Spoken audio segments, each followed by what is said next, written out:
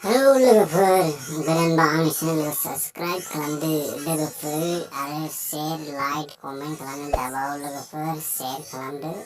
आरो बेलैखौबो फैदो लोगोफोर बिसिनि भिडिअखौ नायलांसै बिथाङा जोबोद खन्थाइ भिडिअ बानायबाय थायो बिथाङा लोगोफोर इखौ एसे अन्नानै सापर्ट खालामहैदो लोगोफोर अन्नानै भिडिअखौ आरो बिनि नामखौ नैबे सिगनेल गावाय दं लोगोफोर बेखौ नामखौ सार्च खालामबानो बिथांनि भिडिअखौ नुनो मोनो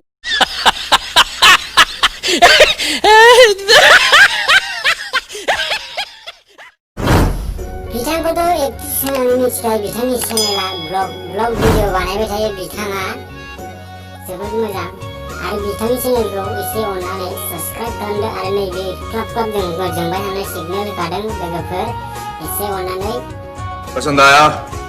लाइक पसंद नहीं आया तो बिथाङाबो बर'नि ब्लग भिडिअ असमियानि ब्लग भिडिअ बानायो बिथाङा औ जोबोद मोजां कन्टेन्ट खालामो बेबो बिथांनि भिडिअखौबो एसे खालामहैदो आरो नैबे बिथाङाबो बानायो बेफोरबायदिनो जानाय मानाय बिथांनि चेनेलखौबो एसे ग्र' खालामहैदो लोगोफोर बर'जों बर' हेफाजाब